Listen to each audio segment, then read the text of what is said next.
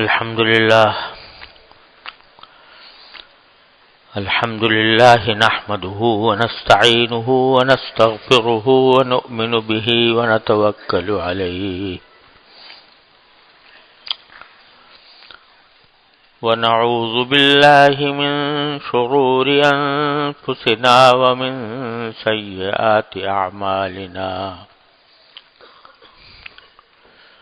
من يهده الله فلا مضل له ومن يضلل فلا هادي له وأشهد أن لا إله إلا الله وحده لا شريك له وأشهد أن سيدنا وسندنا ونبينا ومولانا محمدا عبده ونشهد أن سيدنا وسندنا ونبينا ومولانا محمدا عبده ورسوله صلى الله تعالى عليه وعلى آله وأصحابه وبارك وسلم تسليما كثيرا أما بعد فأعوذ بالله من الشيطان الرجيم بسم الله الرحمن الرحيم يا أيها الذين آمنوا اتقوا الله وابتغوا إليه الوسيلة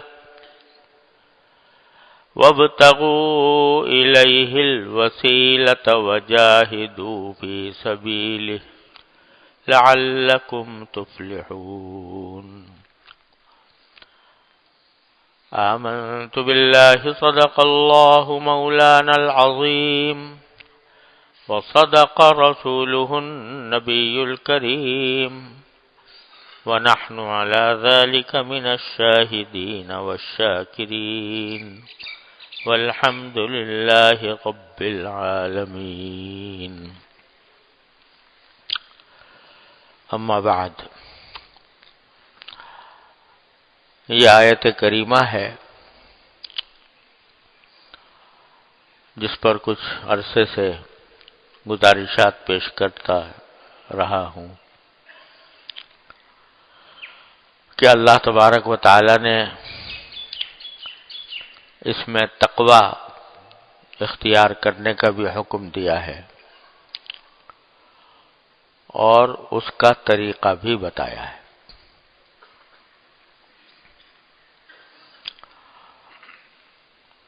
یہ وہ آیت کریمہ ہے کہ ہمارے بزرگوں کا یہ معمول رہا ہے کہ جب کسی کو بیعت کرتے ہیں تو بیعت کے وقت میں ایک خطبہ پڑھا جاتا ہے، وہی خطبہ جو میں نے ابھی پڑھا۔ یہ خطبہ رسول کریم سرورت عالم صلی اللہ علیہ وسلم سے مروی ہے اور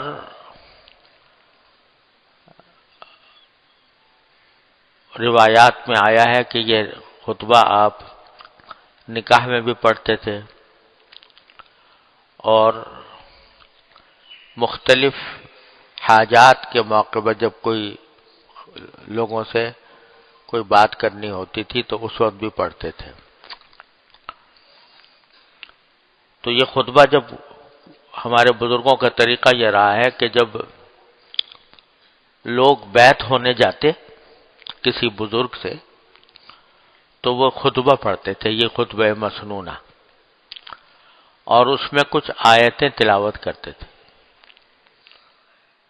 جیسے نکاح کے موقع پر 3 آیتیں تلاوت کی جاتی ہیں، ایک یا ایھا الذین آمنوا اتقوا اللہ حق تقاتہ ولا تموتن الا وانتم مسلمون، ایک سورہ النساء کی ابتدائی آیت یا ایھا الناس اتقوا ربکم الذی خلقکم من نفس واحدہ، اور ایک یا ایھا الذین آمنوا اتقوا اللہ وقولوا قولا سدیدا۔ یہ تینوں آیتیں پڑھنا نبی کریم صلی اللہ علیہ وسلم سے منقول ہے۔ تو جو حضرات کسی کو بیعت کرتے تھے، کوئی بیعت کرنے جاتا تھا تو خطبہ پڑھنے کے بعد کچھ آیات تلاوت کرتے تھے، جن میں سے ایک آیت یہ بھی ہے جو میں نے پڑھی اور جس پر کئی ہفتوں سے کچھ گزارشات پیش کر رہا ہوں۔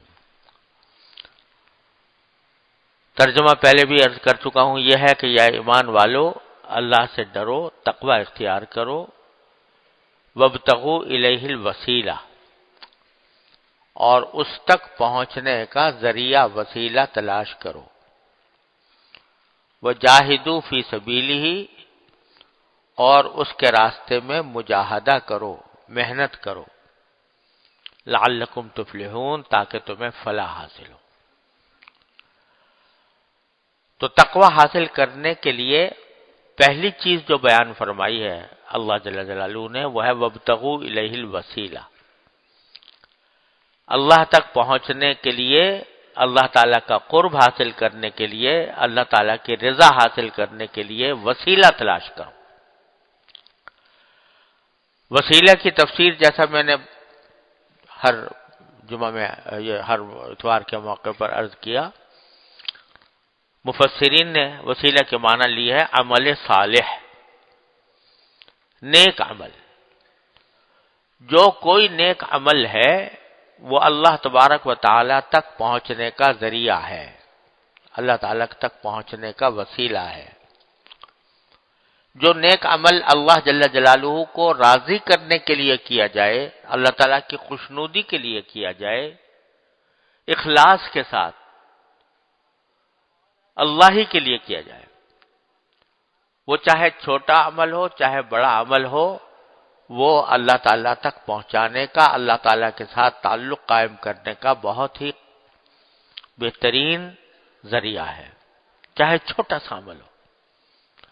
ایک چھوٹا سا عمل کریں گے قرب حاصل ہوگا اللہ تعالیٰ کا۔ کوئی بھی چھوٹا عمل، کوئی بھی عمل، عمل صالح، نیک عمل، چھوٹا بڑا، بشرطے کہ اللہ ہی کے لیے ہو، دکھاوا مقصود نہ ہو، جس میں کوئی اور غرض شامل نہ ہو، خالص اللہ کو راضی کرنے کے لیے کوئی جو عمل کیا جائے گا، چاہے وہ چھوٹا ہی ہو، اللہ تعالیٰ کا قرب عطا کرے گا۔ اس کی کچھ تفصیلات پچھلے مجلسوں میں عرض کر چکا ہوں۔ اللہ تبارک و تعالیٰ اپنے فضل و کرم سے عمل کی توفیق عطا فرمائے۔ لیکن یہ جو اللہ تعالیٰ کا قرب حاصل کرنے کے لیے اعمال کیے جاتے ہیں، اس کا ایک طریقہ وہ ہے جو قدیم صوفیاء کرام خاص طور پر اور آج بھی بعض جگہوں پر خانقاہوں میں اختیار کیا جاتا ہے۔ یعنی لوگ، قدیم زمانے سے یہ سلسلہ چلا آ رہا ہے کہ لوگ جو ہیں وہ کسی اللہ والے بزرگ کی خدمت میں جاتے ہیں، اور جیسا میں نے پچھلی مرتبہ عرض کیا تھا کہ کسی اللہ والے سے محبت قائم کرنا، محبت رکھنا، یا اس کی خدمت اور صحبت میں رہنا، یہ بھی بہت بڑا وسیلہ ہے اللہ تعالیٰ تک پہنچنے کا۔ کسی بھی اللہ والے کی صحبت چند لمحوں کی بھی مل جائے تو غنیمت ہے، اور اگر آدمی اہتمام کے ساتھ کسی اللہ والے کے پاس جائے اور وہاں پر پڑا رہے اور اس سے تعلیمات حاصل کرے، اس سے ہدایات لے، اس کو اپنے حالات کی اطلاع کرے، وہ جو کچھ ہدایت دے اس پر عمل کرے، یہ بہترین وسیلہ ہے اللہ تعالیٰ تک پہنچنے کا۔ تو اسی غرض سے پہلے زمانے میں زیادہ کثرت سے یہ بات ہوتی تھی، اب کم ہو گئی ہے، کہ بزرگوں نے خانقاہیں بنائی ہوئی تھیں اور لوگ ان خانقاہوں میں جاتے تھے، کسی بزرگ کے پاس مدتوں رہتے تھے، ان کے پاس خدمت میں رہتے تھے، اور خدمت میں رہ کر وہ ان کو مجاہدات کراتے تھے، مختلف قسم کے مشقتیں اٹھواتے تھے، بڑی بڑی مشقتیں اٹھواتے تھے، اور بہت سارے کام ایسے کراتے تھے کہ جس سے ان کا نفس مرے، نفس کی خواہشات جو ہیں وہ مغلوب ہوں، اور ایسے اعمال کراتے تھے جو اللہ تبارک و تعالیٰ کے قریب کریں ان کو۔ اس میں بعض اوقات ذکر کا کوئی خاص طریقہ متعین کیا جاتا تھا، وہ یہاں بیٹھ کر اس طرح ذکر کرو، اس طرح ضرب لگاؤ، اس طرح جہر کرو۔ اس کے مختلف طریقے اپنے اپنے بزرگوں نے اپنے اپنے تجربے کے مطابق تجویز کر رکھے تھے، اور فی الواقع وہ مفید بھی تھے۔ جیسے ایک طریقہ ہمارے بزرگوں میں چلا آتا ہے اور بڑا مفید پایا ہے بزرگوں نے، جس کو 12 تسبیح کہا جاتا ہے۔ 12 تسبیح ہے، تو نام تو 12 تسبیح ہے، لیکن حقیقت میں وہ 13 تسبیحیں ہوتی ہیں، اور اس میں خاص طریقے سے بیٹھ کر ذکر کیا جاتا ہے۔ اس کے لیے طریقہ مقرر ہے کہ بھئی 4 زانو بیٹھے آدمی، 4 زانو بیٹھ کر اپنے دائیں پاؤں کا جو انگوٹھا ہے اور انگلی ہے، اس کو بائیں پاؤں کی ران کی نیچے جو ہڈی ہے اس کو ان 2 انگلیوں سے پکڑے، ان کو پکڑے، کیونکہ ان کو پکڑنے سے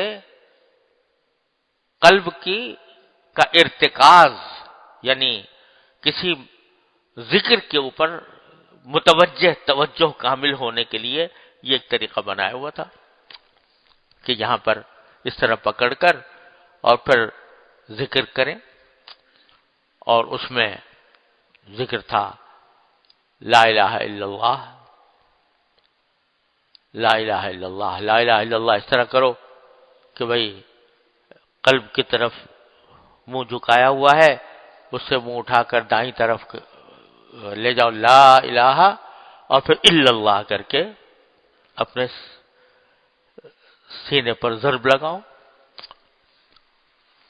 الا اللہ زور سے۔ اور جب لا الہ کہہ رہے ہو تو یہ توجہ کرو کہ مخلوقات کی محبت میرے دل سے نکل کر میں نے باہر پھینک دی۔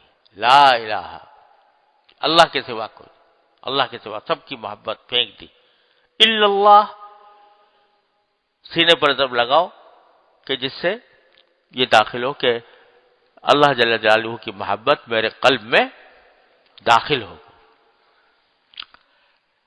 لا الہ الا اللہ یہ 200 مرتبہ کرو، پھر جو ہے صرف الا اللہ الا اللہ الا اللہ اس کا ذکر کرو۔ کبھی تصور کرو کہ لا معبود الا اللہ، الا اللہ کہتے ہوئے لا معبود الا اللہ، اللہ کے سوا کوئی معبود نہیں۔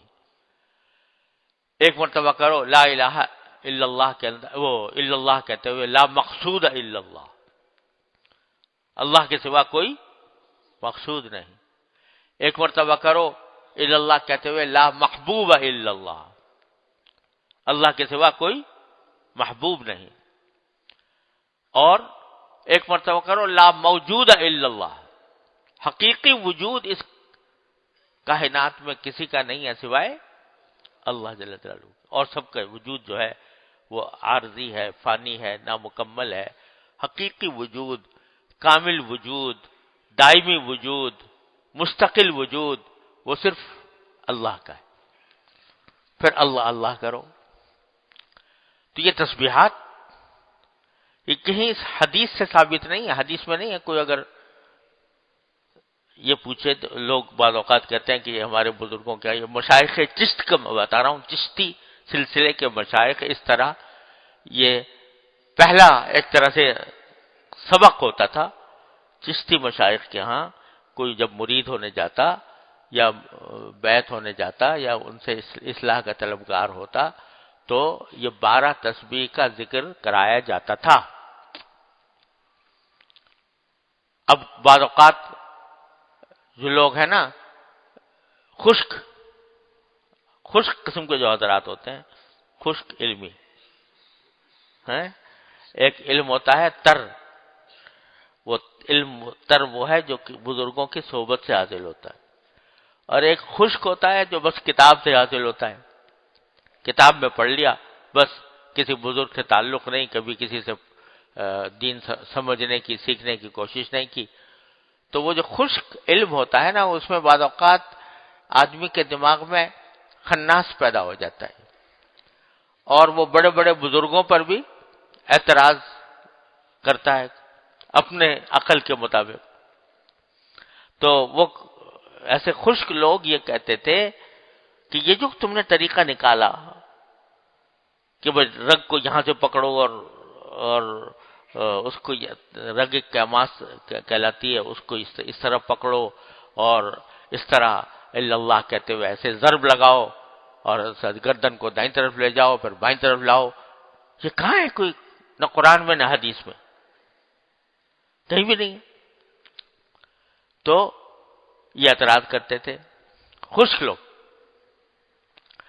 اور بعض افراط میں پڑ گئے کہ انہوں نے سارے دین کا مدار ان طریقوں میں رکھ لیا کہ بس دین یہی ہے، جو اس کو نہیں کرتا وہ گویا اس کا دین سے تعلق نہیں. یہ افراد و تفریط.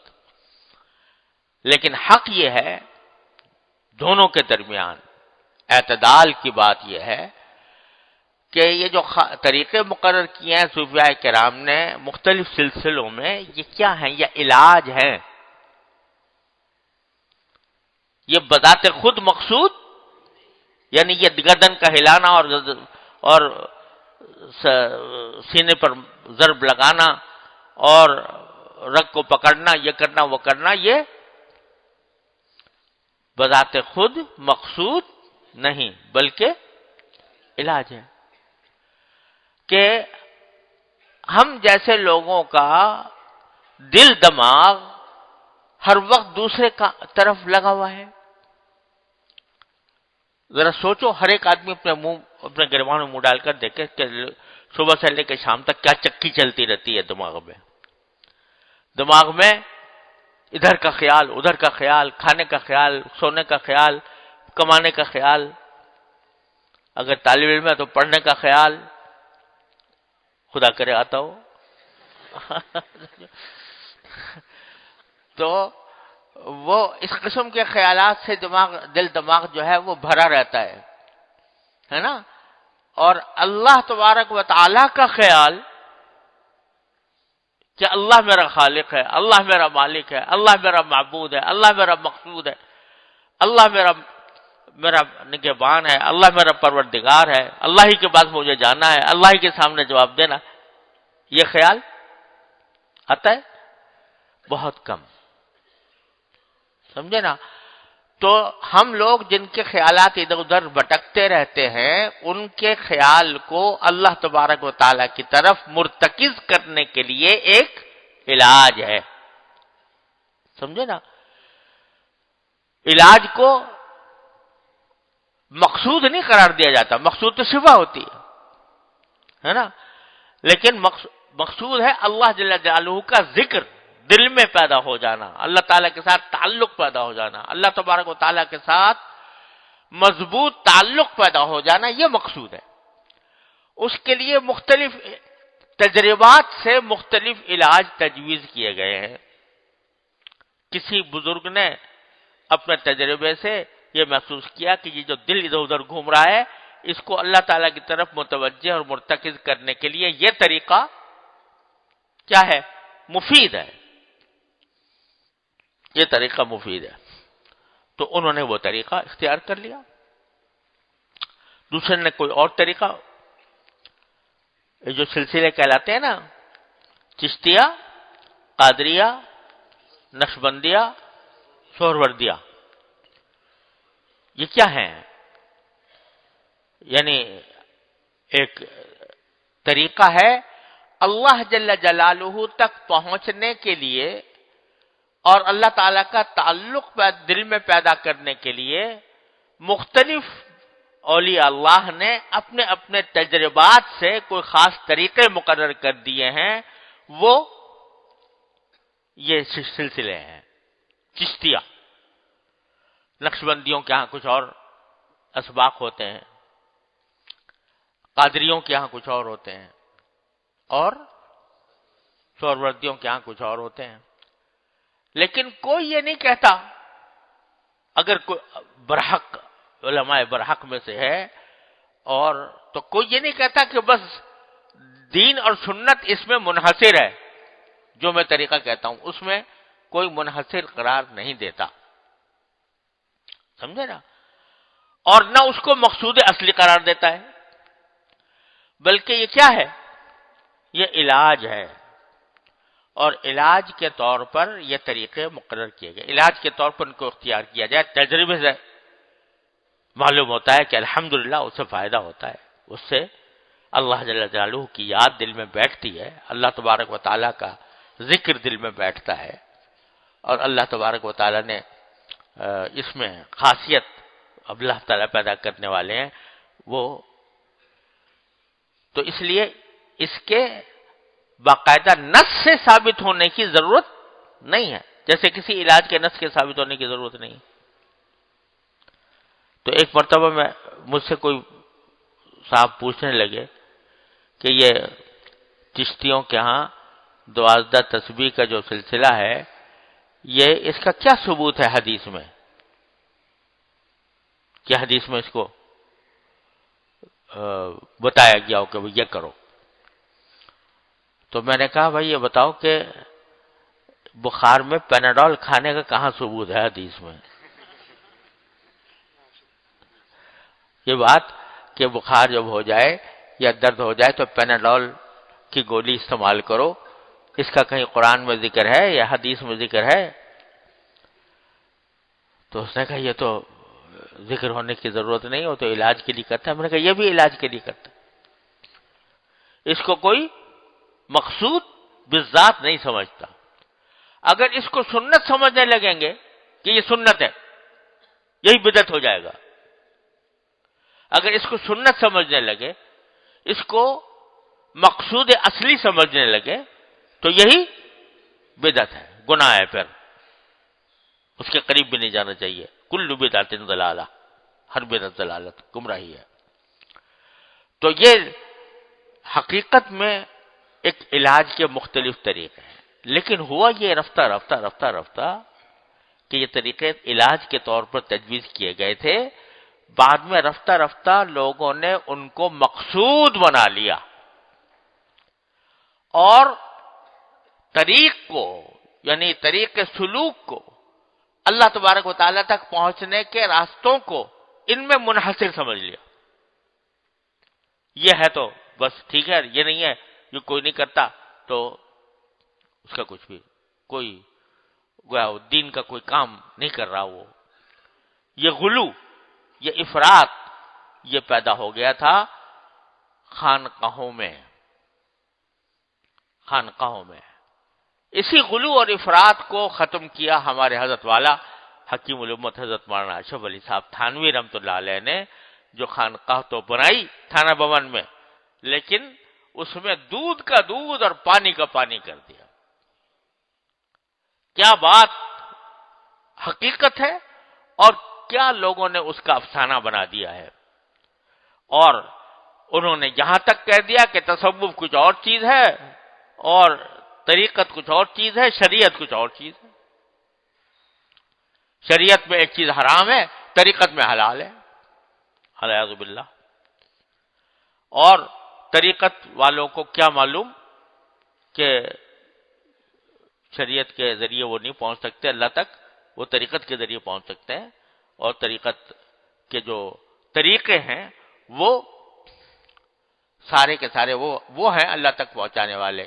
اور جو شریعت پر عمل کرنے والے ہیں یا شریعت کو جاننے والے ہیں یا ان کی تربیت دینے والے ہیں، ان کو وہ تصوف سے، طریقت سے خارج سمجھتے ہیں.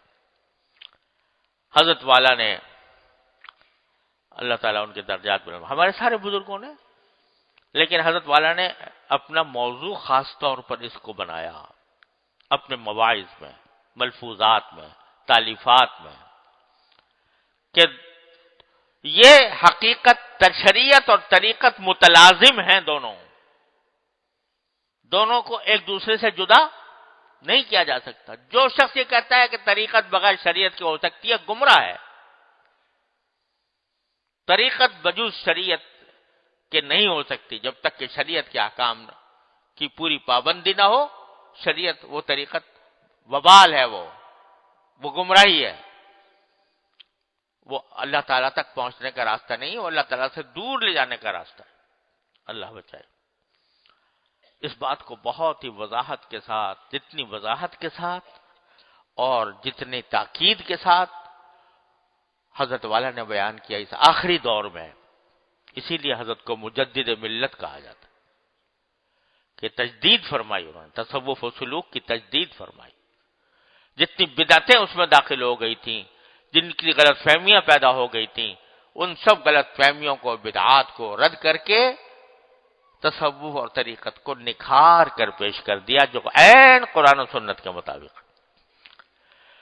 تو عرض یہ کر رہا تھا کہ اللہ تعالی تک پہنچنے کے طریقوں کے لیے، اللہ تعالی تک سے تعلق قائم کرنے کے وسیلوں کے طور پر مختلف بزرگوں نے اپنے اپنے طریقوں سے علاج کیے، اور وہ کامیاب بھی ہوئے جب تک ان کو علاج سمجھ جاتا رہے۔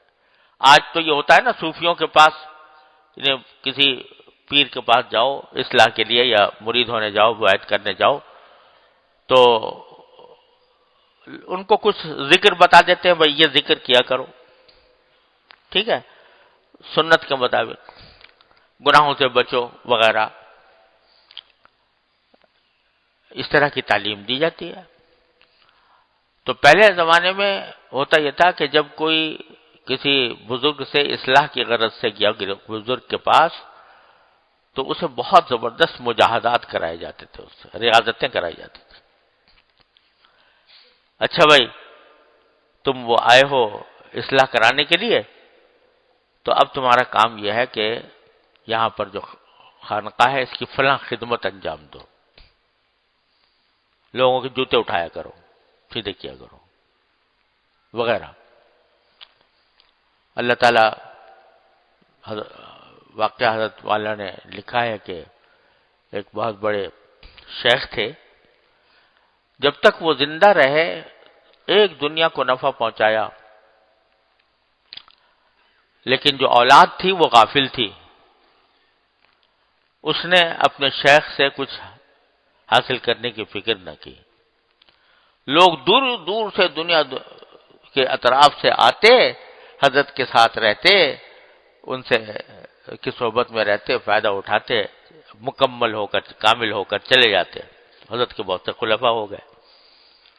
ان کے صاحبزادے تھے، وہ ان کو کچھ حضرت کی زندگی میں دھیان ہی نہیں ہوا، یہاں تک کہ انتقال ہو گیا۔ جب انتقال ہو گیا تو فکر ہوئی کہ میں اپنے والد سے کچھ حاصل نہیں کر سکتا، ساری دنیا تو فیض اٹھا کر لے گئی اور میں محروم رہ گیا، تو اب کیا کروں؟ تو سوچا کہ حضرت نے بہت سارے خلفاء چھوڑے ہیں، ان خلفاء میں سے کسی کے پاس جاؤں اور جا کر ان سے درخواست کروں کہ میری اصلاح کریں۔ تو حضرت معلوم ہوا کہ وہ ان کے سب سے بڑے خلیفہ اور اعلیٰ درجے کے خلیفہ وہ بلخ میں رہتے، بلخ، اور یہ خود بہت دور ان سے رہتے تھے۔ تو سوچا خیر چلو کوئی بات نہیں، لمبا سفر کریں، لیکن میرے باپ نے جو دولت چھوڑی تھی اس کا کچھ حصہ میں بھی حاصل کروں۔ اس سفر کے تحت اس لیے سفر کیا بلخ کا، ان کو اطلاع دی کہ میں حاضر ہو رہا ہوں۔ جب ان کو پتا چلا کہ میرے شیخ کے صاحبزادے آ رہے، تو انہوں نے ان کے استقبال کے لیے گیٹ لگا دیے، دروازے استقبال کے لیے بنا دیے، ایک بہت بڑا جمع غفیر لے کر ان کے استقبال کے لیے پہنچے، اور بڑے شان و شوکت کے ساتھ ان کا استقبال کیا، اور اپنے ساتھ لے کر آئے، اپنے پاس بٹھایا، اعلیٰ درجے کے کھانا ان کے لیے تیار کرایا۔ جب 1-2 دن اس طرح گزر گئے تو صاحبزادے نے عرض کیا کہ حضرت یہ آپ نے میرا تو بڑا اعزاز و اکرام فرمایا، اللہ تعالیٰ آپ کو جزائے خیر دے، لیکن میں کسی اور مقصد سے آیا تھا۔ کہا بھئی کیا مقصد تھا؟ کہ مقصد یہ تھا کہ آپ نے میرے والد ماجد سے جو کچھ دولت حاصل کی، وہ دولت میں چاہ رہا تھا کہ اس کا کچھ حصہ آپ سے میں بھی حاصل کر لوں۔ کہنے لگے اچھا اس کام کے لیے آئے، اصلاح کرانے کے لیے؟ تو ٹھیک ہے بھائی، اب یہ دعوتیں سب ختم۔ اب آپ ایسا کرو کہ ہمارے ہاں خانقاہ کے اندر ایک حمام ہے جس میں پانی گرم کیا جاتا ہے لوگوں کے لیے وضو کا، تو اس حمام کو گرم کرنے کی خدمت آپ کے سپرد۔ اب وہ نہ شان نہ شوکت نہ اعزاز اکرام نہ وہ پرتکلف کھانے، وہاں بٹھا دیا۔ وہاں بٹھا کر حمام جھونکنے لگے، پھر حمام جھونک رہے ہیں اسی کام میں لگا دی۔ اسی دوران شیخ نے جو بھنگن ہوتی ہے نا، یعنی صاف صفائی کرنے والی، جھاڑو دینے والی، کچرا جمع کرنے والی، ایک بھنگن سے کہا کہ ایسا کرنا، وہاں ایک صاحب بیٹھے ہوں گے، وہ حمام جھونک رہے ہوں گے، ذرا ان کے پاس سے گزر جانا، اس طرح کے جو تمہارے ٹوکرے میں جو گڑبڑ شڑبڑ ہے نا، تو اس کا کچھ اس کی بدبو بھی آئے اس کو، اس طرح گزر جانا۔ تو وہ بھنگن وہاں سے اور مجھے بتانا انہوں نے کیا کہا جواب میں، انہوں نے جو کچھ رد عمل ظاہر کیا ہو تو مجھے بتانا۔ تو وہ بھنگن ٹوکرا لے کر گزری، تو یہ شہزادے تھے، بھنگن کے پاس سے گزرنا ان کے شان کے خلاف تھا، تو ناراض ہو گئے اس کے اوپر۔ تیری یہ مجال، تیری مجال کہ یہ میرے پاس سے قریب ہو کر گزرتی ہے، کچرا لے کر، یہ بدبو پھیلا کر، جاؤ دوسرا راستہ اختیار کرو۔ اور نہ ہوا گنگو، وہ گنگو کے رہنے والے تھے، حضرت شیخ عبدالقدوس گنگوہی رحمۃ اللہ علیہ کے بیٹے تھے۔ نہ ہوا گنگو، یعنی گنگو اگر ہوتا تو تجھے میں اس عمل کی سزا دیتا۔ وہ بھنگن گزر کے شیخ نے بلا کے پوچھا کہ کیا ہوا؟ کہا جی وہ تو وہاں سے بڑے گرم ہو گئے، ناراض ہو گئے، میں ٹوکرا لے کے گزری تو بڑے ناراضی کا اظہار کیا اور کہا کہ اگر گنگو ہوتا تو میں تجھے سزا دیتا۔ کہا کہ ابھی تک بہت کسر باقی ہے، ابھی تک بہت نقص باقی ہے۔ کچھ عرصے اور حمام جھکوایا، پھر ایک دن بھنگن سے کہا کہ اب جانا اور جا کے ایسا کرنا کہ بالکل پاس سے اس طرح گزر جانا کہ ٹوکرا بھی ان کے ساتھ لگ جائے کچھ۔ ابھی تک تو یہ کہا تھا نا کہ پاس سے گزر جانا بدبو چلی جائے، نہیں کہ اب ٹوکرا بھی ذرا سا لگا کے جانا اس کے پاس۔ تو وہ ایسے گئی، تو اب کہ کہا تو کچھ نہیں، شہزادے نے کہا تو کچھ نہیں، لیکن بہت ہی تیوری چڑھا کر اور چہرے سے بڑے ناگواری کا اظہار کر کے خاموش ہو گئے۔ شیخ نے پوچھا کیا ہوا؟ کہ جی اب کے ناراض، غصہ تو نہیں کیا، کچھ بہت ڈانٹا اور ڈپٹا تو نہیں، لیکن بہت ہی خطرناک نگاہوں سے مجھے دیکھا۔ کہنے الحمدللہ فائدہ ہو رہا ہے، اللہ کا شکر فائدہ ہو رہا ہے۔ پھر جھونکتے رہے مدتوں، تو ایک مرتبہ بھنگن سے کہا کہ ایسا کرنا کہ ٹوکرا لے کے جانا اور وہاں پر ایسا کرنا جیسے گر گئی ہو، ایسا جیسے تم گر رہی ہو، پھسل رہی ہو، پھسل کے ٹوکرا گر گیا اور تھوڑا سا کچرا ان کے اوپر بھی گرا دینا۔ پھر بتانا کیا ہوا۔ تو شیخ وہ بھنگن گزری اور پاؤں پھسلا اور ٹوکرے کا کچھ کچرا بھی اس کے اوپر گر گیا. تو اب یہ کھڑے ہوئے اور کہا کہ تمہاری چوٹ تو نہیں لگی؟ تمہاری چوٹ تو نہیں لگی؟ اس کو تسلی دی اور کہا کہ کوئی بات نہیں، چوٹ لگی ہو تو میں تمہارے اس کا کچھ علاج کر دوں کچھ. وہ اس کی ہمدردی کا معاملہ کرنا شروع کر دیا. بنگن سے پوچھا کیا ہوا؟ تو اس نے کہا جی وہ تو آج تو انہوں نے نہ کوئی ڈانٹا نہ ڈپٹا نہ کچھ، اور الٹا میری خاطر مدارات کرنے لگے کہ تجھے چوٹ تو نہیں لگی ہوگی. کہا الحمدللہ، اللہ تعالیٰ کے فضل و کرم سے اللہ تبارک و تعالیٰ نے کبر کا، تکبر کا، عجب کا خناس دل سے نکال دیا. تو یہ ایک مثال دے رہا ہوں کہ اس طریقے سے بزرگوں کے ہاں جا کر اصلاح ہوا کرتی تھی.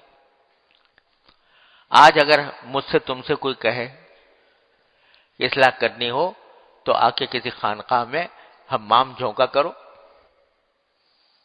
بنے گا؟ یہ 1000 میں ایک آدمی بھی اس کے لیے تیار نہ ہو تو کیا کمزوروں کے لیے دین نہیں؟ کمزوروں کے لیے دین کا راستہ نہیں؟ تو حضرت، مجھے اپنے والد ماجد رحمۃ اللہ علیہ کی بات یاد آئی. حضرت والد صاحب رحمۃ اللہ علیہ فرماتے ہیں کہ میرا مدتوں سے خواہش تھی کہ میں حضرت حکیم الامت مولانا تھانوی رحمۃ اللہ علیہ سے بیعت ہوں، لیکن ڈر لگتا تھا. اصل میں حضرت والد صاحب رحمۃ اللہ علیہ بیعت تھے حضرت شیخ الہند رحمۃ اللہ علیہ سے. شروع میں حضرت شیخ الہند سے بیعت ہوئے تھے. بعد میں جب حضرت شیخ الہند کی وفات ہو گئی تو چاہتے تھے کہ حضرت تھانوی رحمۃ اللہ علیہ سے بیعت ہوں، تو لیکن فرماتے ڈر لگتا تھا. تو ہمارے جو دادا تھے، یعنی حضرت والد صاحب کے والد حضرت مولانا محمد یاسین صاحب رحمۃ اللہ علیہ، جن کے نام پر یہ باب یاسین ہے، وہ حضرت حکیم الامت مولانا اشرف علی صاحب تھانوی رحمۃ اللہ علیہ کے ہم سبق تھے. دارالعلوم دیوبند میں دونوں نے ساتھ پڑھا تھا. تو ان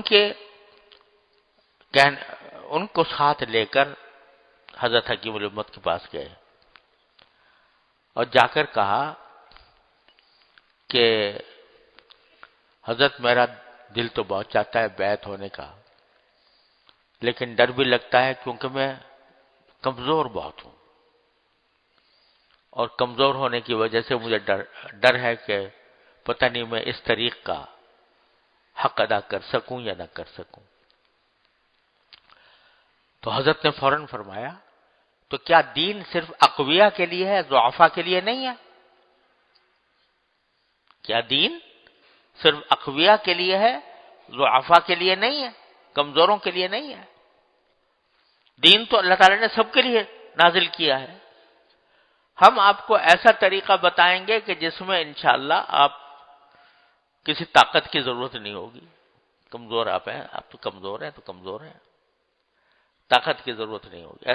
ایسا طریقہ بتائیں گے، اور جس میں کچھ زیادہ خدمت وہ بھی کرنے کی ضرورت نہیں پڑے گی، بہت زیادہ محنت مشقت اٹھانے کی ضرورت نہیں پڑے گی. تو جو صوفیاء کرام ہوتے ہیں یا مشائخ ہوتے ہیں، ہر دور کے مشائخ، وہ اپنے زمانے کے حالات پر نظر رکھتے ہیں کہ آج اگر ہم اپنے مریدوں کو یا طالبین اصلاح کو وہ نسخہ بتائیں جو آج سے 500-600 سال پہلے مشائخ بتایا کرتے تھے، تو ہمارے لوگ بھاگ جائیں گے. لو كنت فظا غلیظ القلب لانفضوا من حولك، بھاگ جائیں گے. ان کے اندر اتنی طاقت نہیں ہے کہ ان مجاہدات کو، ریاضتوں کو برداشت کر سکیں. لہذا ہر دور کے جو صوفیاء کرام ہیں وہ حکمائے امت ہیں، امت کے حکماء ہیں. وہ دیکھتے ہیں کہ جس وقت جس قسم کے لوگوں کے لیے جس قسم کی دوا کی ضرورت ہے اس قسم کی دوا وہ استعمال کراتے ہیں. یہ نہیں کہ ہر ایک کو ایک ہی نسخہ پلا دیا، ہر ایک کے ساتھ الگ تعلق. اسی لیے صوفیاء کرام کا مقولہ مشہور ہے کہ طرق الوصول الی اللہ تعالی بعدد انفاس الخلائق، اللہ تعالیٰ تک پہنچنے کے طریقے اتنے ہیں جتنے انسانوں کے ہر انسان کے اور سب انسانوں کے سانس ملا کر جتنے، یعنی ہر ایک کے لیے الگ طریقہ. اس لیے جب حضرت حکیم الامت مولانا تھانوی رحمۃ اللہ علیہ نے یہ محسوس فرمایا کہ اب لوگوں میں وہ قوا نہیں رہے کہ ان سے کوئی لمبے چوڑے مجاہدات کرائے جائیں، ان سے ریاضتیں کرائی جائیں، مشقتیں اٹھوائی جائیں، تو انہوں نے الحمدللہ بیٹھے، وہ بھی خانقاہ ہی میں تھے، لیکن انہوں نے ایسے طریقے تجویز کیے. اور اصل میں انہوں نے تو میں اس لیے کہہ رہا ہوں، ان کا نام تو اس لیے لے رہا ہوں کہ ان کے مواعظ، ان کے ملفوظات، ان کی تصانیف زیادہ پھیلی، اور حضرت نے اس کو خاص طور پر مقصود بنا کر حضرت خانقاہ میں بیٹھے اور لوگوں کا تزکیہ اس کی بنیاد پر کیا. لیکن یہ اصل میں چلا آتا ہے ہمارے اوپر کے بزرگوں سے، حضرت نانوتوی، حضرت گنگوہی رحمۃ اللہ علیہ، حضرت مولانا مملوک علی صاحب نانوتوی رحمۃ اللہ علیہ، حضرت میاں جی حضرت میاں جی نور محمد صاحب رحمۃ اللہ علیہ جھنجھانوی. یہ سب ان سب بزرگوں کا ایک طریقہ تھا. وہ طریقہ کیا تھا؟ ان سب نے اور دوسرے قسم کے مجاہدات اور ریاضتوں پر زور دینے کے بجائے ان کا سارا اہتمام رہا اتباع سنت پر. اتباع سنت، سارا اہتمام، سارا زور، ساری تاکید اور ساری تربیت یہ ہے کہ صبح سے لے کر شام تک کی زندگی میں نبی کریم صلی اللہ علیہ وسلم کی سنت کی اتباع کرو. وسیع تاکید ہے، کیونکہ نبی کریم صلی اللہ علیہ وسلم کی سنت کی اتباع پہلی بات تو یہ ہے کہ آسان ہے، اس کے لیے بہت ہمام جھونکنے کی ضرورت نہیں. سنت کی اتباع آسان ہے. دوسرا یہ کہ افضل ہے، اتباع سنت اکمل ہے، اس سے زیادہ کامل سنت کی کوئی اور ہو نہیں سکتی. اجمل ہے، اس سے زیادہ خوبصورت سنت کوئی ہو نہیں سکتی، کوئی اور طریقہ اس سے زیادہ خوبصورت ہو نہیں سکتا. اجمل بھی، اکمل بھی، افضل بھی، اور اسہل بھی، آسان بھی. ما خیر رسول اللہ صلی اللہ علیہ وسلم بین امرین الا اختار ایسرہما. حضرت عائشہ فرماتی ہیں کہ نبی کریم صلی اللہ علیہ وسلم کو جب کبھی اختیار دیا گیا دو کاموں میں کہ یا یہ کام کر لو یا یہ کام کر لو، تو آپ نے ہمیشہ آسان والے کام کو اختیار کیا. ایسرہما، آسان والے کام کو. عبدیت کا یہ تقاضا، بہادر بننا نہیں اللہ میاں کے سامنے، اللہ میاں کے سامنے بہادر بننا نہیں، اللہ میاں کے سامنے شکستگی، عاجزی، درماندگی، یہ مطلوب ہے. عبدیت کا تقاضا یہ ہے کہ بندہ اللہ تبارک و تعالیٰ کے سامنے اپنے آپ کو عاجز، درماندہ، شکستہ کر کے پیش کرے. عبدیت کا یہ تقاضا ہے. اس لیے عبدیت کا جتنا مظاہرہ نبی کریم صلی اللہ علیہ وسلم کی سنت میں ہے اور کسی چیز میں نہیں. اسی لیے اللہ تعالیٰ نے جب رسول کریم صلی اللہ علیہ وسلم کو معراج پر بلایا ہے، وہ معراج کہ جس کا کوئی تصور کوئی دوسرا بندہ تو کیا فرشتہ وہ تصور کر نہیں سکتا. اس مقام بلند کا تصور کوئی فرشتہ بھی نہیں کر سکتا جہاں اللہ تبارک و تعالیٰ نے نبی کریم صلی اللہ علیہ وسلم کو بلایا. اتنا بڑا مقام، اتنا بڑا مقام تصور کر سکتا ہے کوئی؟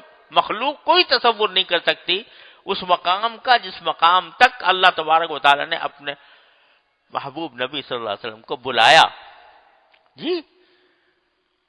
لیکن جب اس واقعے کا تذکرہ فرمایا اس مقام بلند کا، تو ویسے تو اتنی تعریفیں ہیں کہ انا ارسلناک مبشرا ونذیرا وداعیا الی اللہ باذنہ وسراجا منیرا، وما ارسلناک الا رحمۃ للعالمین ولقد جاءکم من اللہ نور وکتاب مبین۔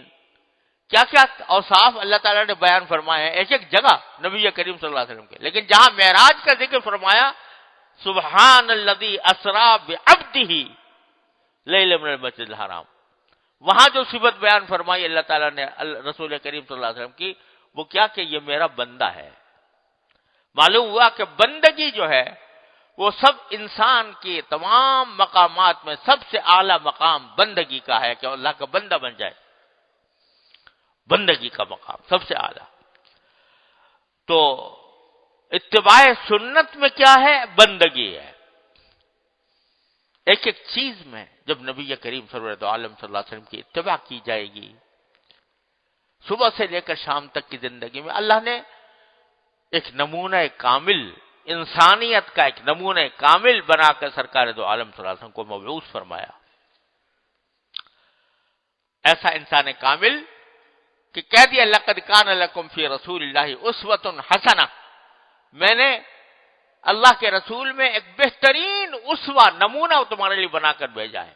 اللہ میاں فرما رہے نمونہ ہے یہ۔ اللہ اکبر، کیا مقام! خالق کائنات، سارے انسانوں کا خالق، سارے انسانوں کے اخلاق کا، اعمال کا خالق، وہ سرکار دو عالم صلی اللہ علیہ وسلم کے بارے میں فرما رہا ہے کہ یہ نمونہ بنایا ہے ہم نے تمہارے لیے۔ نمونے کے کیا معنی؟ کہ ایسے بننے کی کوشش کرو، اس کی نقل اتارو، اس کی ایک ایک ادا کو اپنی زندگی کا نصب العین بناؤ۔ یہ ہے طریق سنت۔ یہ طریق سنت ایسا ہے کہ جیسا میں نے عرض کیا کہ اسہل بھی، افضل بھی، اکمل بھی، اجمل بھی، بقول حضرت، یہ میں الفاظ نقل کر رہا ہوں حضرت مولانا بارولق صاحب ہردوئی رحمۃ اللہ علیہ کے، اللہ تعالیٰ ان کے درجات بلند فرمائے، وہ یہ 4 لفظ استعمال کیا کرتے تھے سنت کے لیے۔ تو ہمارے بزرگوں نے جب یہ دیکھا کہ تصوف اور طریقت کو شریعت سے الگ کر کے اس میں جو مختلف قسم کے مجاہدات، ریاضتیں وغیرہ ہیں ان کو مقصود اصلی قرار دے لیا گیا ہے اور سنت کے اتباع کو ثانوی حیثیت دے دی گئی ہے، تو انہوں نے ان چیزوں کو پش ڈال کر اتباع سنت کو بنیاد بنایا، اس کی طرف دعوت دی لوگوں کو، اس کو اختیار کرو، اسی کی مشق کرائی، سنت کی اتباع کی مشق کرائی۔ اور اس کی وجہ یہ ہے کہ اتباع سنت میں خاصیت ہے جذب کی۔ جذب جانتے ہو؟ کھینچنے کی۔ یعنی جو کوئی اللہ کا بندہ نبی کریم صلی اللہ علیہ وسلم کی کسی بھی سنت پر عمل کرے گا تو اور عمل کرنے کی پابندی کرے گا تو اللہ تعالیٰ اس کو اپنی طرف کھینچ لیں گے۔ جذب کے معنی کھینچنا۔ اتباع سنت میں جذب کی صلاحیت ہے۔ دیکھو ایک طریقہ تو یہ ہے کہ سامنے ایک بزرگ بیٹھا ہے نا، ایک طریقہ یہ ہے کہ تم اس کی طرف چل کر جاؤ، ایک ایک قدم کر کے، ایک ایک قدم کر کے، ایک ایک قدم کر کے۔ تو اس طریقے کو کہتا ہے سلوک، چل کے جا رہے ہیں۔ اور ایک صورت یہ ہے کہ اس بزرگ نے وہاں سے ایک کپڑا پھینک کر تمہارے کمر میں ڈالا اور اپنی طرف کھینچ لیا۔ یہ ہے جذب، یہ جذب ہے۔ تو اللہ تعالیٰ بھی تک پہنچنے کا بھی ایک راستہ سلوک کا ہے، یعنی کام کرتے رہو کرتے رہو کرتے رہو، جیسے وہ مجاہدات کیے جا رہے تھے، ریاضتیں کی جا رہی تھی. اور ایک جذب کا ہے کہ اللہ تعالیٰ خود کھینچ لے اپنی طرف. تو اتباع سنت جو ہے، چاہے کسی معاملے میں بھی ہو، دنیا کے کسی بھی کام میں اتباع سنت، جب نبی کریم صلی اللہ علیہ وسلم کی سنت کے اتباع کے طور پر کوئی کام کیا جائے گا تو اس میں خاصیت یہ ہے کہ اللہ تعالیٰ اپنی طرف کھینچیں گے. کیوں؟ فرمایا کہ فَاتَّبِعُونِي يُحْبِبْكُمُ اللَّهُ. لوگوں سے کہہ دو، اللہ تعالیٰ فرما رہے ہیں، اگر اللہ سے محبت کرتے ہو تم کیا کرو گے اللہ سے محبت؟ اس کا راستہ یہ ہے کہ میری اتباع کرو، میرے پیچھے چلو، میری نقل اتارو، تو اس کے نتیجے میں خود اللہ تم سے محبت کرنے لگے گا، اللہ محبت کرے گا. اور کیا ہوتا ہے کہ جو محبت کی خاصیت یہ ہے کہ محبوب کو اپنی طرف کھینچتا ہے. تو جب کوئی بندہ وہ کام کر رہا ہے جو نبی کریم صلی اللہ علیہ وسلم کی سنت ہے اور اللہ تعالیٰ کو محبوب ہے، تو وہ بندہ بھی محبوب ہو رہا ہے. محبوب ہو رہا ہے تو باری تعالیٰ اس کو اپنی طرف کھینچ رہے ہیں. تو اس میں چونکہ خاصیت ہے جذب کی اتباع سنت، لہذا ہمارے حضرات اکابر نے دوسرے جو بہت سارے طریقے چلے تھے نا وظائف کے، چلے کاٹنے کے اور ریاضتوں کے، دیکھا کہ آج کے دور میں لوگ برداشت نہیں کر سکتے، تو انہوں نے اہتمام کیا اتباع سنت کا کہ سنت کی اتباع کرو ہر چیز میں، کھانے میں، پینے میں، اٹھنے میں، بیٹھنے میں، سونے میں، جاگنے میں، لوگوں کے ساتھ بات چیت کرنے میں، گھر والوں کے ساتھ معاملات کرنے میں، بازار میں جانے میں، ہر چیز میں سنت کی اتباع. اور یہ کوئی مشکل کام ہے نہیں، میں نے بتلایا اصل بھئی صرف اتنا ہی تو ہے نا کہ آدمی سیکھ لے کہ بھئی کیا کیا سنت ہے، صبح سے لے کر شام تک کی زندگی میں ان کے اوپر عمل کرنا شروع کر دے. مجھے یاد آیا حضرت حکیم الامت قدس اللہ تعالیٰ سے رہو، اللہ تعالیٰ ان کے درجات بلند فرمائے. خود انہوں نے ایک دن فرمایا کہ میں نے ایک مرتبہ گھر میں جا کر دیکھا تو میری اہلیہ جو ہے روزانہ لوکی پکاتی ہیں، لوکی کدو پکاتی ہیں. تو ایک دن میں نے ان سے پوچھ لیا کہ بھئی یہ کیا بات ہے کہ آپ روزانہ ایک ہی لوکی پکاتی ہے، کدو ہی پکاتی ہے، کوئی اور سالن نہیں بناتی؟ تو انہوں نے جواب میں کہا کہ میں نے کسی کتاب میں پڑھا تھا حدیث کی کہ نبی کریم صلی اللہ علیہ وسلم کو لوکی کدو محبوب تھا. حدیث میں آتا ہے کہ جب شوربہ ہوتا تھا نا، شوربے کے اندر لوکی پڑی ہوتی تھی تو آپ اس کو تلاش کر کر کے اشتیاق سے تناول فرماتے تھے، آپ کو پسند تھا. تو میں نے اپنے ملازم سے جو سودا لے کر آتا ہے اس سے یہ کہہ دیا کہ بھئی جب تک بازار میں لوکی آیا کرے اس وقت تک مجھے کوئی اور چیز نہ لاگے دیا کرنا تھا، جب تک بازار میں لوکی موجود ہو بولو، اس لیے میں نے روزانہ یہ پکاتی ہوں. حضرت فرماتے ہیں کہ جب انہوں نے یہ بات کہی تو میرے جسم پر ایک لرزہ سا آ گیا کہ ہم دیکھو یہ خاتون ہے، ان کو نبی کریم صلی اللہ علیہ وسلم کی یہ سنت عادیہ ہے، کوئی سنت راتبہ نہیں ہے نا، سنت عادیہ سنن الہدا میں سے نہیں ہے بلکہ سنن عادیہ میں سے ہے. تو ایسی سنت جو سنت عادیہ ہے اس کا اتنا اہتمام اس عورت کو کہ جب تک وہ موجود ہو کچھ اور نہ بنوائے.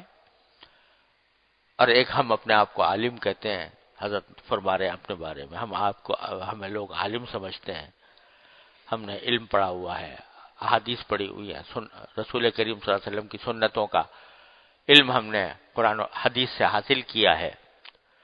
مگر ہمیں سنتوں کے اتباع کا اتنا اہتمام نہیں. تو ان کے اس کہنے نے مجھے اس بات پر مجبور کیا کہ میں نے 3 دن اور کام چھوڑ کر اس پر لگائے. 3 دن لگائے اس بات پر کہ میں نے اپنا جائزہ لیا. حضور اقدس صلی اللہ علیہ وسلم کی سنتیں جو احادیث کی کتابوں میں ملتی ہیں ان کو دیکھا، فہرست بنائی ہوگی شاید، اور دیکھ کر دیکھا میں کون سی سنت پر عمل کرتا ہوں، کون سی سنت پر عمل نہیں کرتا. 3 دن میں نے اس کام میں صرف کیے، اور 3 دن کے بعد الحمدللہ صورتحال واضح ہو گئی. پتہ چل گیا کہ کون سی سنت پر عمل کرتا ہوں، کون سی پر نہیں کرتا، اور جو نہیں کرتا تھا ان پر عمل کرنے کا ارادہ کر لیا، شروع کر دیا. تو بھائی اس طرح یہ طریقہ پھر اپنے جو مسترشدین تھے، جو ان سے اصلاح کے طالب تھے، ان کو بھی لگایا اتباع سنت کی طرف. اور سارے مجاہدات، ساری ریاضتیں ایک طرف اور اتباع سنت ایک طرف.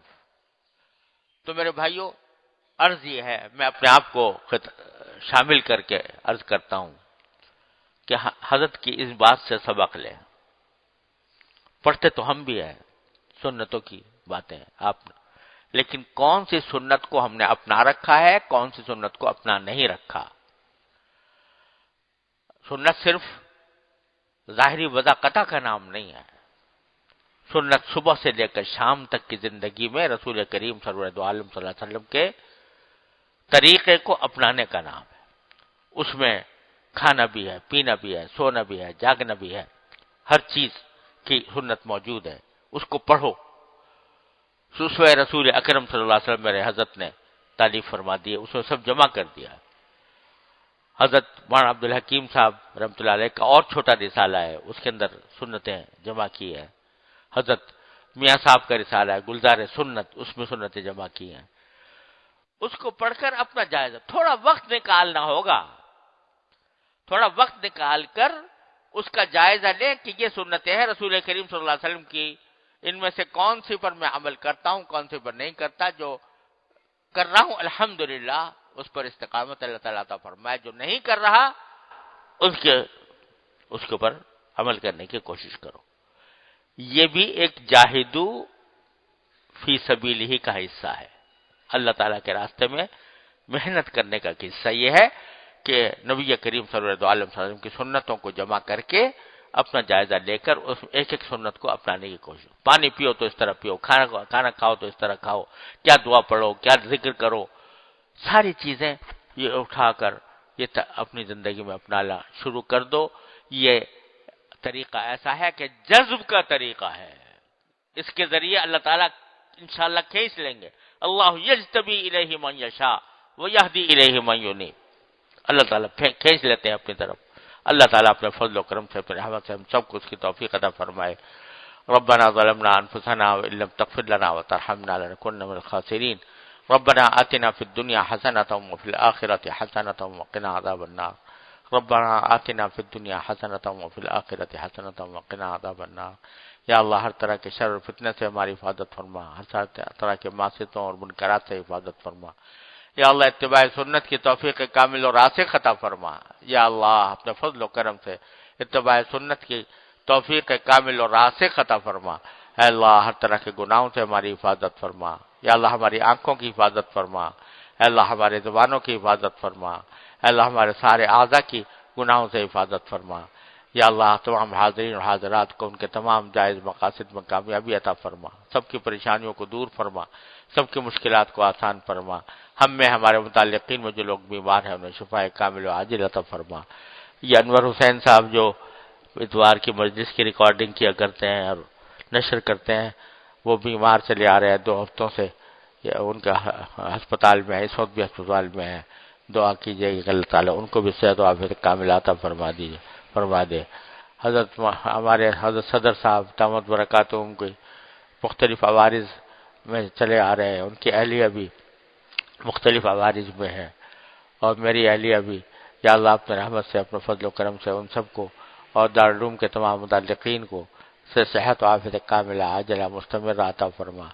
حضرت قاری عبدالملک صاحب کو یا اللہ صحت و عافیت کاملہ عاجلہ مستمرہ عطا فرما، وصلی اللہ تعالی علی خیر خلقی سیدنا مولانا محمد وعلی آلہ واصحابہ اجمعین، آمین برحمتک یا ارحم الراحمین۔